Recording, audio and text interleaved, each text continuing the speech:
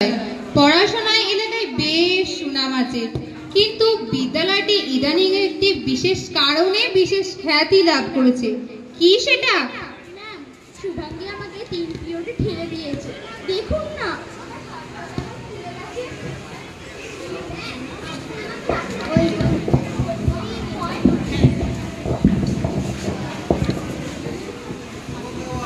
আরেকবার শুরু কর আরেকবার।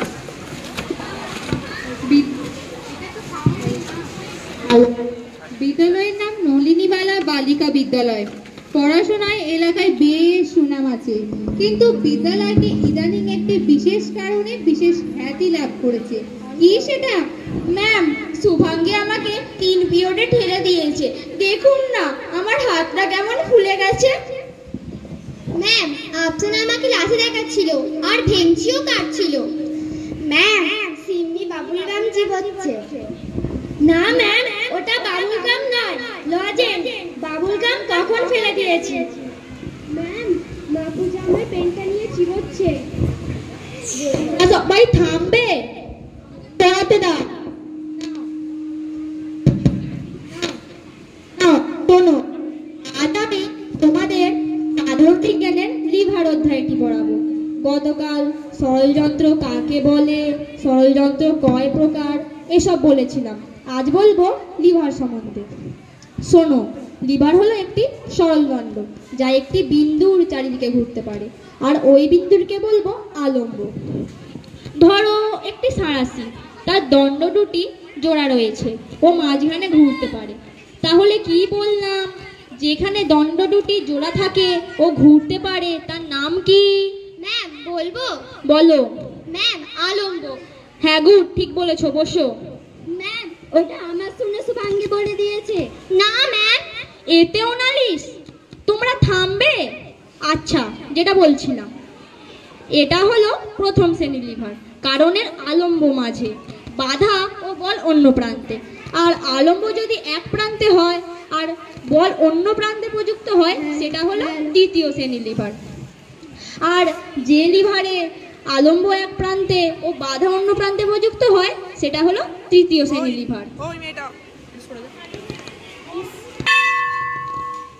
আচ্ছা, পড়া রইল 136 ও 137 পাতার লিভার অংশটা।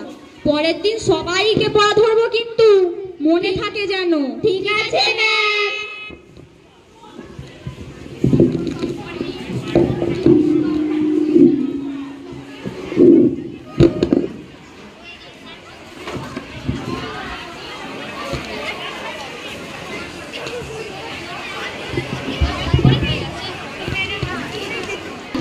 নালিশে নালিশে জেরবার করে দিচ্ছে ছাত্রীরা, একটা লাইনও পড়াতে দিচ্ছে না, শুধুই নালিশ আর নালিশ। শুধু কি ক্লাসে, টিফিনেও, স্টাফ রুমের বাইরে লম্বা লাইন। জানেন বর্দি, আমি আজকাল না ঘুমের মধ্যেও নালিশ শুনতে পাচ্ছি। এরা তো দেখছি বিদ্যালয়ের নাম নলিনীবালা থেকে বদলে নালিশবালা করে দেবে। কি ভয়ানক কাণ্ড! ভয়ানক বলে ভয়ানক। তাহলে এক কাজ করা যাক, আগামীকাল থেকে একটা নোটিশ করে দিচ্ছি। এত দ্বারা বিদ্যালয়ের সমস্ত ছাত্রীদের জানানো যাচ্ছে যে বিদ্যালয়ে নালিশ করা সম্পূর্ণ নিষিদ্ধ ঘোষণা করা হলো। যে ছাত্রী নালিশ করবে তাকে নালিশ পিছু 5 টাকা জরিমানা দিতে হবে। তাই হোক বর্দি। রমলা মাসি, আসতে পারি বর্দি? হ্যাঁ, তুমি জরিমানার জন্য একটা বক্স বানিয়ে অফিসের মধ্যে রেখে দিও। যে ছাত্রী নালিশ করবে 5 টাকা জরিমানা করে নালিশ করবে। ঠিক আছে বর্দি, আসছি। হ্যাঁ, এসো।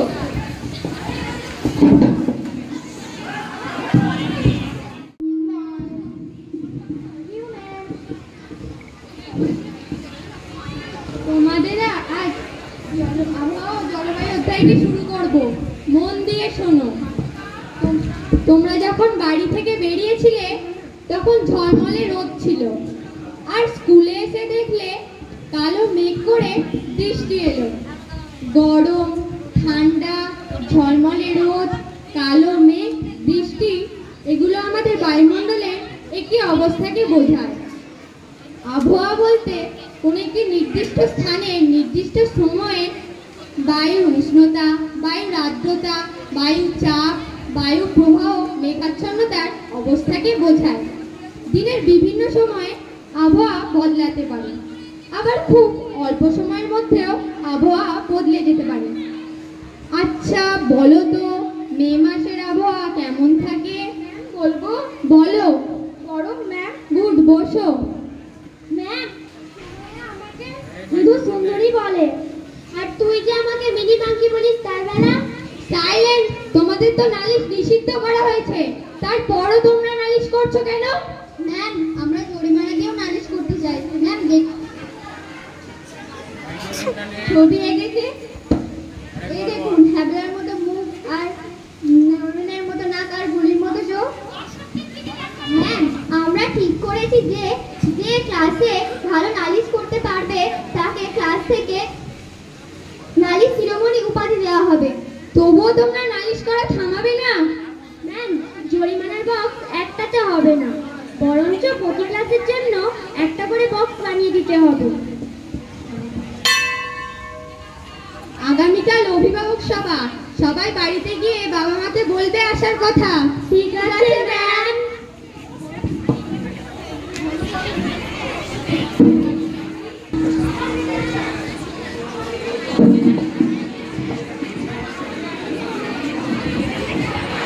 হ্যালো।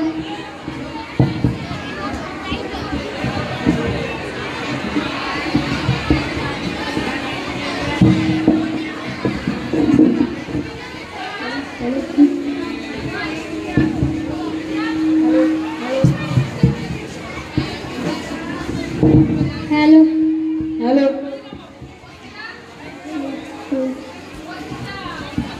হ্যালো।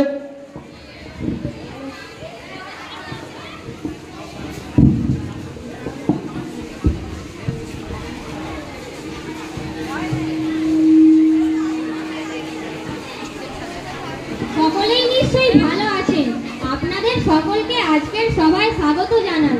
সব অভিভাবকদের উদ্দেশ্যে জানাচ্ছি, বিদ্যালয়ের ছাত্রীরা ভীষণ নালিশ করা শুরু করেছে। এতে পঠন পাঠনের ক্ষতি হচ্ছে।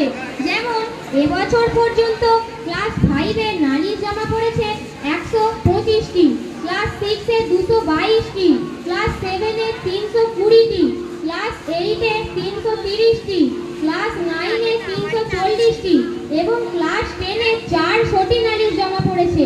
মেয়েরা বড় হলে নালিশ কমে, এ তো উল্টো কাণ্ড। নালিশ চক্রবৃদ্ধি হারে বেড়েই চলেছে। এর কিভাবে বিহিত করা যায় আপনারা একে একে মতামত দিন। সায়ন বাবু, আপনার মেয়ে অঙ্কে সেকেন্ড সামেটিভে ভালো রেজাল্ট করেছে, নালিশেও কিন্তু সবার চেয়ে এগিয়ে। ম্যাম, আমার মেয়ে তো সারাক্ষণ শুধু অঙ্কই করে, আর অন্য কোনো বিষয় পড়তে বললে পড়তেই চায় না, ইতিহাস বই ঘুরিয়ে দেখে না। ম্যাম, ইনার মেয়ে তো তবু অঙ্কটা করে, আমার মেয়ে তো পড়তেই চায় না, সারাক্ষণ শুধু কার্টুন আর কার্টুন। এত বড় মেয়ে হয়ে গেছে, এখনো কার্টুন দেখার নেশা কমছে না। আমার মেয়ে তো সারাক্ষণ মোবাইল নিয়েই বসে থাকে। আপনারা মশাই নালিশের বিহিত করবেন কোথায়? উল্টে আপনারাই নালিশ করা শুরু করে দিলেন। ম্যাম, মেয়েরা আপনাদের নালিশ করার সুযোগ পায়, আমরা তো কারোর কাছে নালিশ করার সুযোগ পাই না, তাই এখানে নালিশ করছি। জয়িষ্ঠ বাবু, আপনি কিছু বলুন।